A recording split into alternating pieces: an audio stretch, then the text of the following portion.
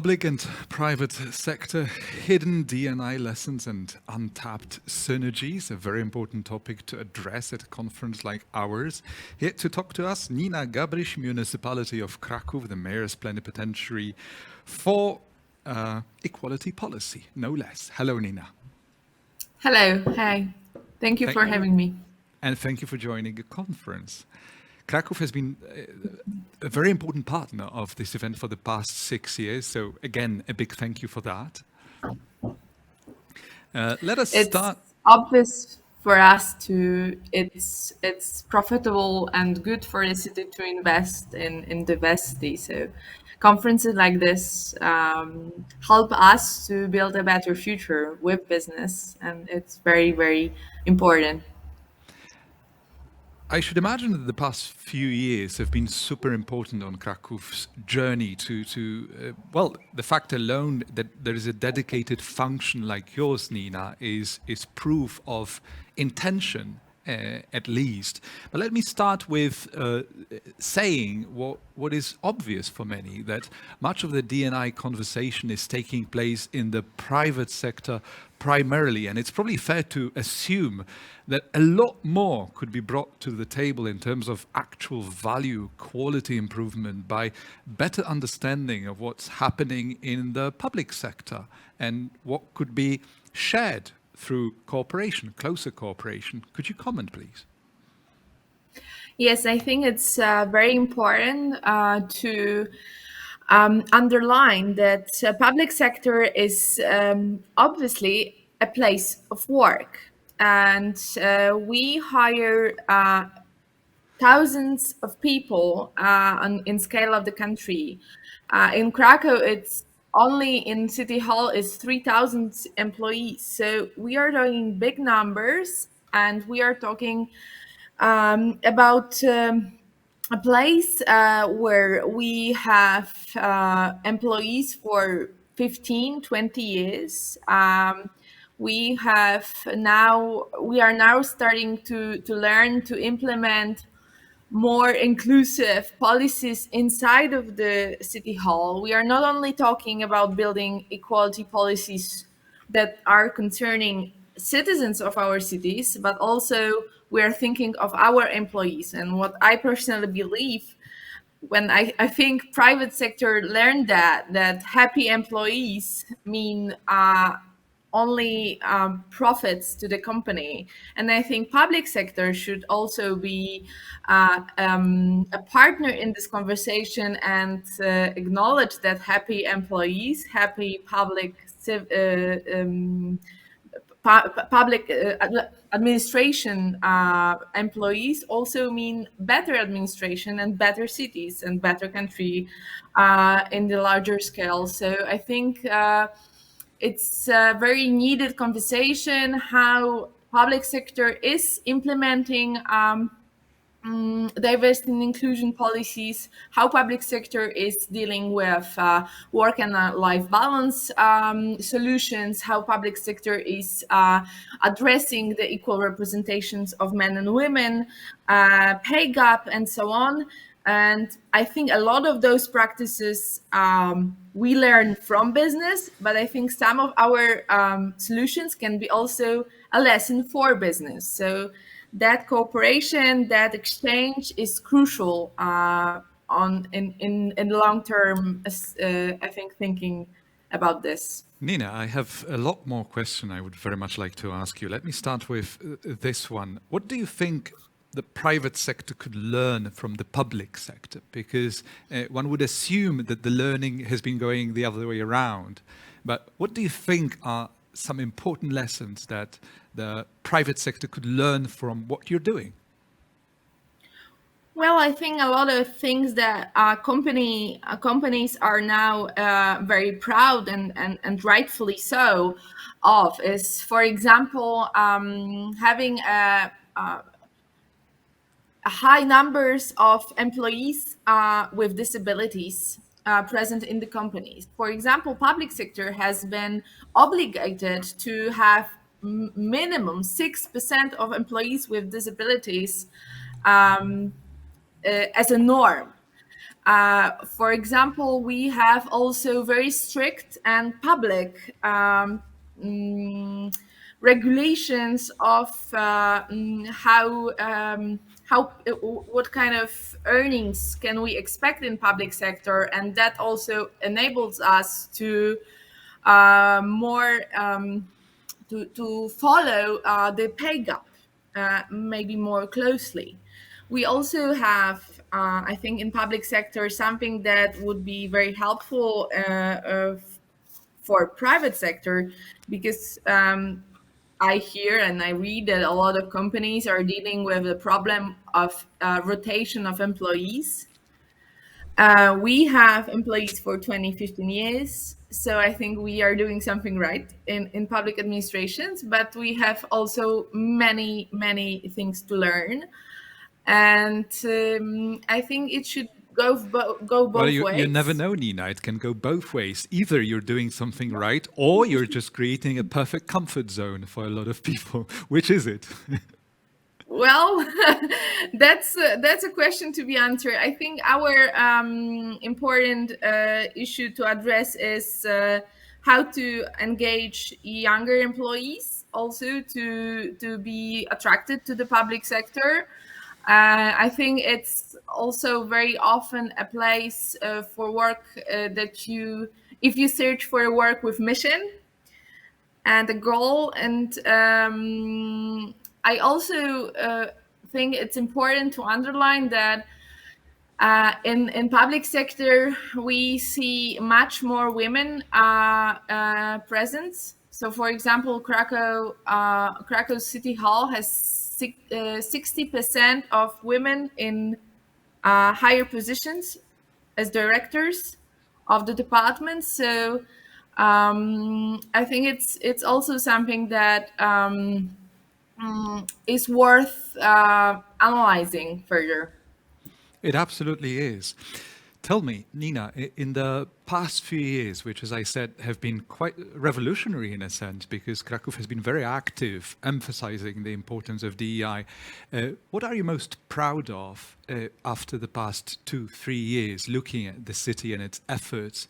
And the second question would be, what is your personal and professional priority for 2023? Answering the first question, I think establishing a strong priority on every level of the city,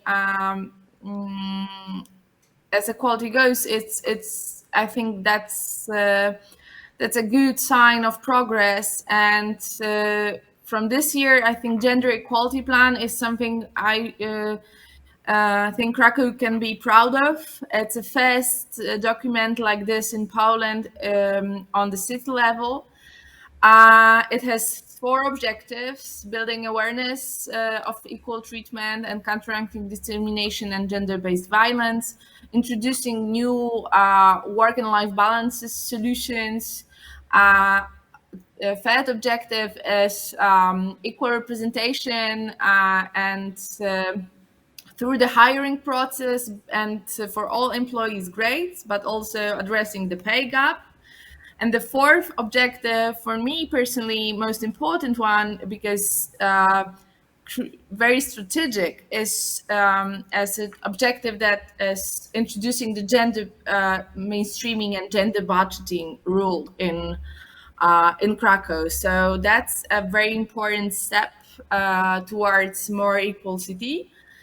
And the main goal for 2023 is a program Krakow for Equality, a long-term strategy for Krakow that will address all of the issues: disability, gender, sexual orientation, identity, race,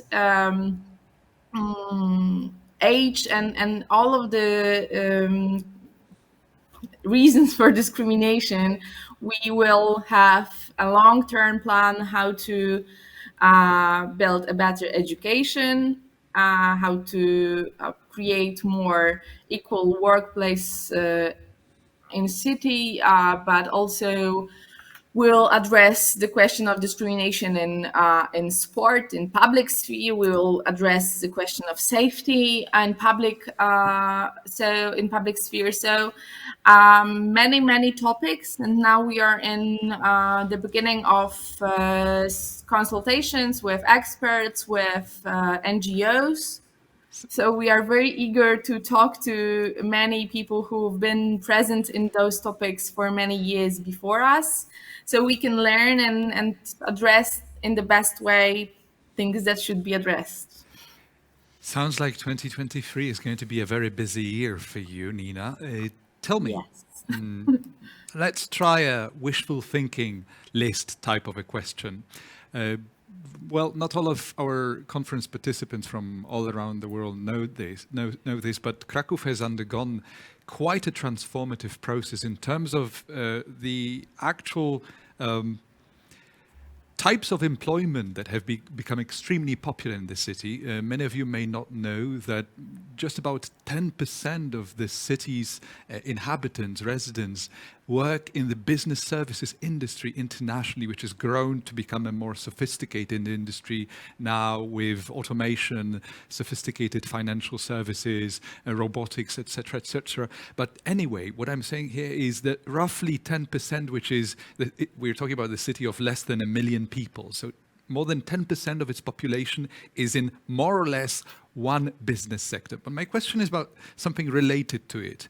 If you were in an ideal setting where you can choose and build the paths, how would you build the communication, effective, impactful communication between the public sector and the private sector? What would you do to make sure your work in the public sector is a lot easier, building openness, inclusion, diversity?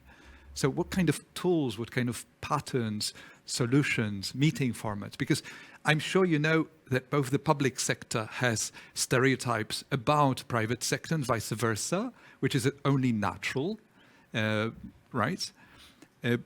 What can we do to create really effective bridges? Well, that's quite a question. I think it's well, I would have to reflect on that, to be honest. I think public and private cooperation between sectors is very important and can be very creative. I think some of the I think we already have a good example how public and private sphere can work together and to solve some problems and address issues, social issues. And I think this example is how we all reacted to the crisis in February, March, after the war in Ukraine started, because how we talked to each other and how we cooperated between administration, the third sector, NGOs, and private sector, and how we exchange what we can do together and what is possible for some of us and is not possible for others. We had this opportunity to exchange and build effective tools for help.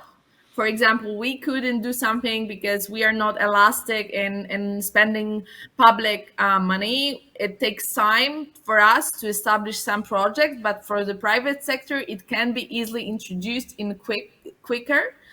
But some of the issues cannot be addressed by private sector, and then we can be helped. Which So I think this last year showed us a way how to talk to each other and how to build a bridge and how to build effective tools on this level. It's a great example. You're absolutely right. A lot can be found from this cooperation. Last but not least, allow me, is there any question that the city of Berlin would like to ask the city of Krakow in the context of the D&I conversation? Sandra? Well, I will link it also to the conversation from yesterday, the legal requirements. Like, how do you feel in the context and act in the context of changing laws and those laws pushing private sectors to change, how do you act also on those changes? We are expecting now a new directive from the European Union on the sustainability reporting. How is that impacting your work?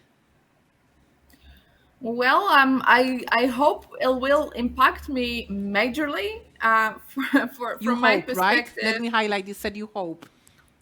Yes, well, for my perspective, in this time, when we have so little regulations on human rights and discrimination in our country, and we are still missing a very crucial documents and laws concerning situation of different groups who can be targeted and excluded, and we have no legal.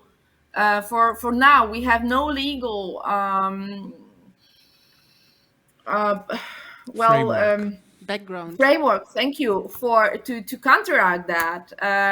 Every European document that can help us address some issues and be a source of influence on the central level is very, very crucial. And I'm happy when we have some European obligations to that we have to address, because it allows us to learn and allows us to build a better cities. From my side, I'm now, for example, introducing a new work and life balance recommendations for City of Krakow, for employees in City of Krakow, but we are basing that on the recommendations from European Union, from the directive on work and life balance that should have been introduced in August and still haven't been introduced properly. So I'm hoping that will happen, but that's always an inspiration when something goes from abroad to us. I think it's motivating. I can only plus one that we can see it as a huge lever for an acceleration of the D&I work. Thank you, Nina. And speaking of inspiration, Thank you so much. it's always an inspiration to have you with us, Nina. Thank you so much for joining the conference. It was a pleasure. Thank you so much for having me and for the invitation. And have a wonderful evening. And the conference was absolutely amazing. Thank you. Thank you. Congratulations for the program. Thank you again.